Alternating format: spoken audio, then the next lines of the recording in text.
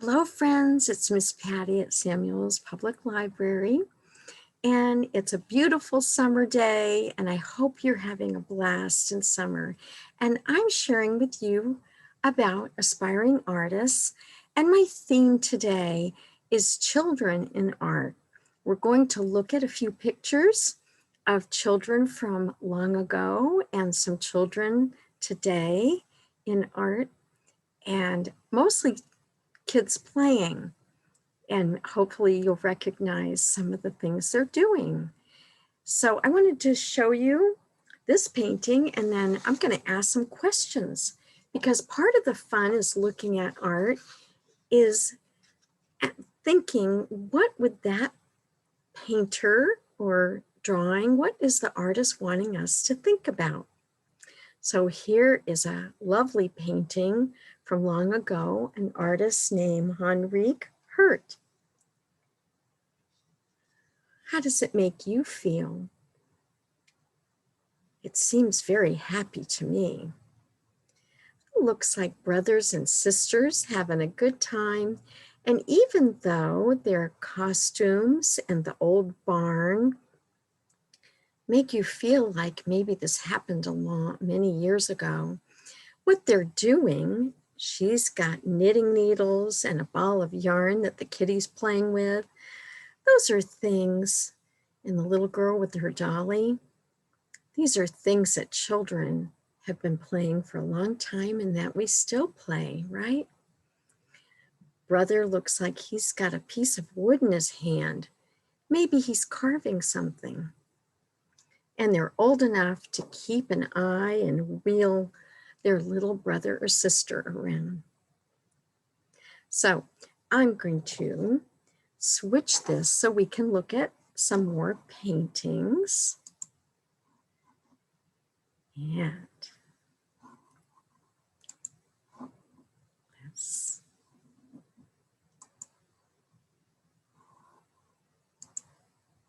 here we go. So this first painting I'd like you to look at, my daughter actually painted this. Her name is Kara, and she painted this with watercolor. And this is of children by the water's edge. Maybe here in Front Royal, like me, you go to our river and skip rocks and do other fun things at the water's edge. Maybe see the birds that are there. And in this painting, my granddaughters are at the edge of the water with friends having fun. I think it's a happy painting. This next one is very old. It was painted by Hans Holbein the Younger, and it's of Prince Edward in 1538. That's hundreds of years ago. But the painter did such a good job. You feel like you could touch the baby's chubby hand, Prince Edward, and you could touch this fuzzy feather. And this looks like it might feel like velvet, and all the detail in the lines of the fabric. And this is Latin, and the words are from the king telling Prince Edward to be a good king like him.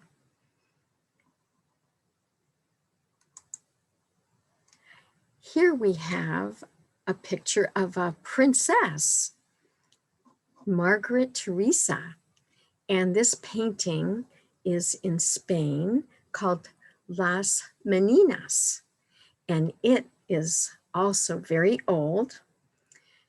Tell me how many people you count in this picture. This was painted by Velázquez, and one of the interesting things is he painted himself into the painting here. So you might say it was one of the first photo bombs of long ago. Now, Las Meninas means handmaidens.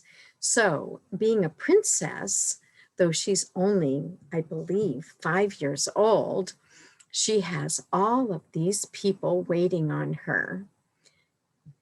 So I count 1, 2, 3, 4, 5, 6, 7, 8, 9, 10, 11 people and a big dog, apparently a mastiff, which is a very big dog. Now, her mom and dad, Margarita Teresa's parents, apparently are in this picture or mirror. And this is King Philip and his wife.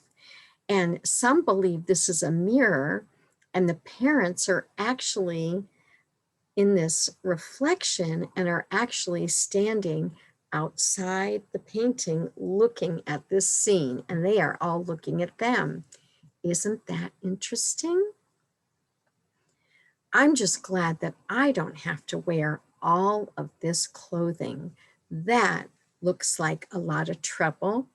And also you should know that this painting is as big as a whole wall in a room, 10 by 9 feet, which is huge. So this painting is called Snap the Whip. Have you ever played this game? I have. Winslow Homer painted this long ago. He was a famous American painter, and this is an oil, and 1872. So what time of year is this, do you think? I think it's early fall is my guess, because you can see this is probably New England, and you could see the leaves starting to turn. And this is their schoolhouse, and this is recess.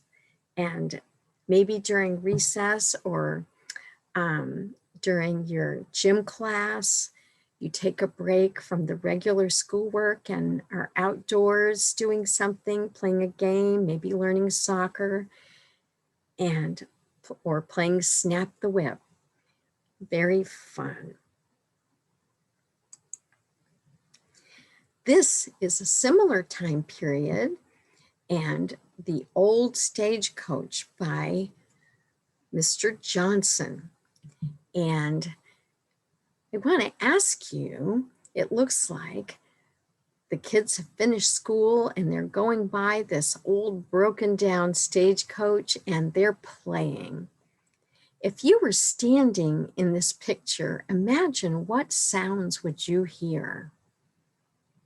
Do you think you could hear these children pretending to be horses, and this boy saying giddy up, and this boy shouting yoo-hoo? They're all having fun and making lots of noise and laughing and glad to be done with school and have playtime on their way home. This is a familiar scene that makes me happy because I love the beach, and I bet you do too. This is Two Children at the Seashore by Mary Cassatt, in a similar period as The Stagecoach and Snap the Whip. So Mary Cassatt is a famous painter for a woman. It was a big deal for her to be famous in her lifetime as a painter. And this is of two children, and many of her paintings are of children, and just beautiful work that she has done capturing children at play. And so here they are at the sea doing things that we would do, even though their bathing suit costume is different than what we would wear.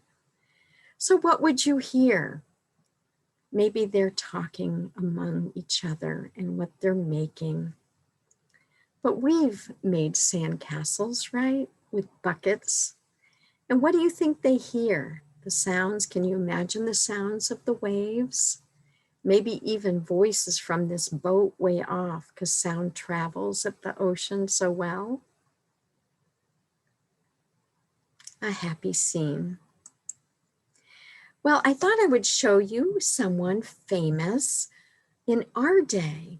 This is Akiana, and she is a famous painter, and this was a while ago. She's now grown up and has married, but when she was only 7, she painted this lion from her imagination. And when she was 8, she painted from her imagination what she imagined Jesus to look like. So what impresses me is all the textures, kind of like the painter whole being, and you could sense the feathers and all the textures.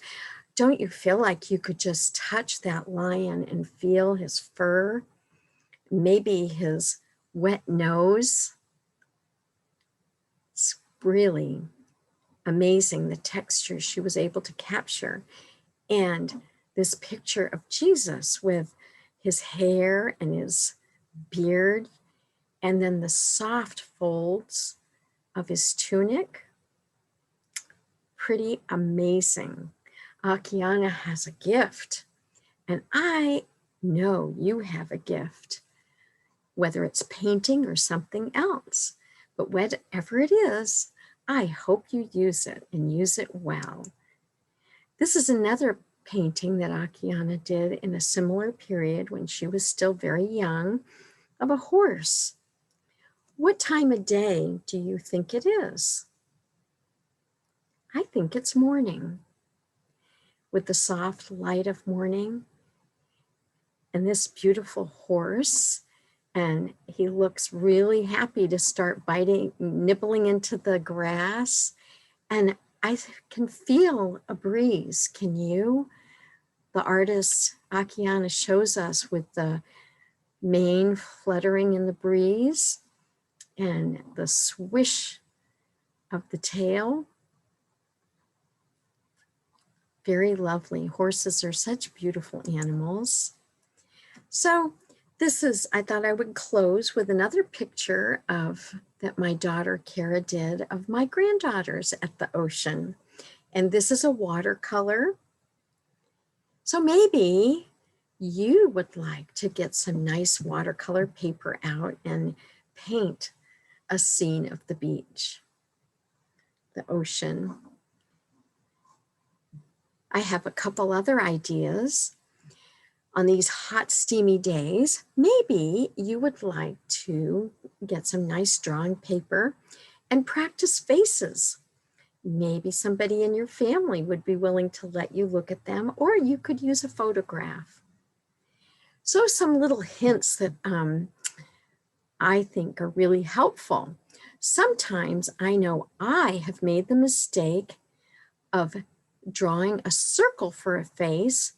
And if you really look at our faces, they're really ovals, egg-shaped, right? The other mistake sometimes we make is by putting eyes way up here. And really, if you study our faces and really think about the whole head, our eyes are halfway. Maybe you could practice faces and make that change. Another consideration is when you're drawing an eye, this is a nice tip to do 2 dots and then your oval. But something else to think about is that unless you're surprised or scared, we don't usually see the whole eye with all of the iris, but only 3/4 of it. And that's a good thing to practice when you're drawing eyes. And then similar for lips, you can draw the corners first and then do your bows for the lips up top and a little bit of that line below and the shading. And here we have the nose. And I think this is really great because if you just start with these parentheses on the side, these little curves, and then fill in the little nose holes, nostrils, that looks like a nose, and it's not hard, and you can do that. And then you can either put a bump here for a little child's nose or do what they've done here for an older person's nose. So those are just some thoughts for you to practice on those hot days when you just want to be in the air conditioning. And I have another project to show you that you might enjoy doing. And I'm telling you, if you do this, I will hang it up in the library. So this is a fun flamingo, and I've given you 2 step-by-step drawings that you can use to draw an either colored pencil or crayon or pastel or watercolor or acrylics that you could do of this flamingo. Very fun. So I want to show you, I had fun and I did my very own flamingo and I used pastel.